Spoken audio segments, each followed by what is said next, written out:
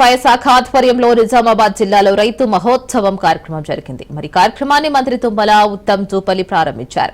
3 రోజుల పాటు నిర్వహించనున్న ఈ వ్యవసాయ సదస్సు ఎక్స్పోలో ఉద్యానవన, వ్యవసాయ, మత్స్య శాఖలకు సంబంధించిన అధునాత యంత్రాలు, వంగడాలతో పాటు పలు నూతన విధానాలపై అవగాహన కల్పించనున్నారు. 3 రోజుల పాటు ఉత్తర తెలంగాణలోని 5 జిల్లాల రైతులు ఎక్స్పోలో పాల్గొనున్నారు.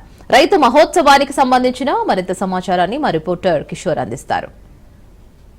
నిజామాబాద్ కేంద్రంగా ఇటు వ్యవసాయ శాఖ ఆధ్వర్యంలో రైతు మహోత్సవ కార్యక్రమం నిర్వహిస్తుంది. ఈ కార్యక్రమం 3 రోజుల పాటు నిర్వహిస్తున్నట్లు కూడా చెబుతుంది. దీంతో భాగంగా మనం ప్రస్తుతం నిజామాబాద్ నగరంలోని గిరిరాజ్ కళాశాల మైదానంలో చూడవచ్చు. అయితే చాలా వరకు కూడా ఇటు వ్యవసాయ అనుబంధ వస్తువులతో పాటు పనిముట్లు కావచ్చు, నూతన వంగడాలు కావచ్చు, అధునాతీకరణ యంత్రాలు కావచ్చు, పలు రకాల సంబంధించి మాత్రం ఇక్కడ ఎక్స్పో నిర్వహిస్తున్నారని చెప్పవచ్చు. చాలా వరకు కూడా నిజామాబాద్ జిల్లా ఇటు 5 జిల్లాలు ముఖ్యంగా సిరిసిల్లతో పాటు జగిత్యాల, నిర్మల్, అలాగే కామారెడ్డి, నిజామాబాద్ జిల్లాకు సంబంధించిన రైతులకు అవగాహన కల్పించే విధంగా ఈ కార్యక్రమం ఏర్పాటు చేసినట్టు కూడా తెలిసింది. దీనిలో భాగంగా వీటికి సంబంధించి అధునాతన వంగడాలకు సంబంధించి పనిముట్లు కావచ్చు, ఇతర పశు సంవర్ధక శాఖతో పాటు వ్యవసాయ శాఖ, అలాగే ఉద్యానవన శాఖకు సంబంధించిన అన్ని డిపార్ట్మెంట్లకు సంబంధించి కూడా ఇక్కడ ఎక్స్పో ఏర్పాటు చేశారని చెప్పవచ్చు. దీనికి సంబంధించి భారీగా చూసేందుకు కూడా రైతులు కూడా వచ్చినట్టు కూడా తెలిసింది. ముఖ్యంగా ఈ ఎక్స్పో నాటి ఉత్తమ్ కుమార్ రెడ్డితో పాటు జూపల్లి, అలాగే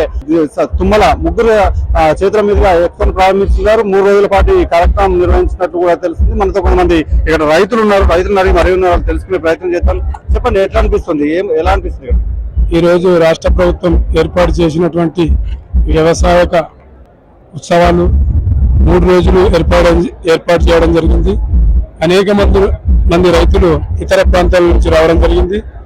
ముఖ్యంగా ఇక్కడ అనేక పరికరాలు, వాహనాలు టెక్నికల్ గా చాలా ఉన్నాయి.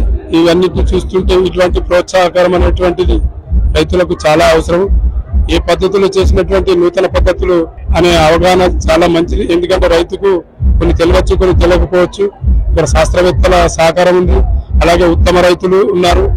వారందరికీ సలహా తీసుకోవచ్చు. ఇంకా ఒక రోజు గడిచినప్పటికీ ఇంకా 2 రోజులు టైం ఉంది. ఈ రాని వారు కూడా వచ్చి ఈ కేంద్రాలన్నీ పరిశీలిస్తే ఇక్కడ విత్తనాలు కానీ, వంగడాలు కానీ, నూతన పద్ధతులు వ్యవసాయాన్ని ఎలా చేయాలా అనే అవగాహన చూపిస్తున్నారు, ప్రోత్సహిస్తున్నారు శాస్త్రవేత్తలు.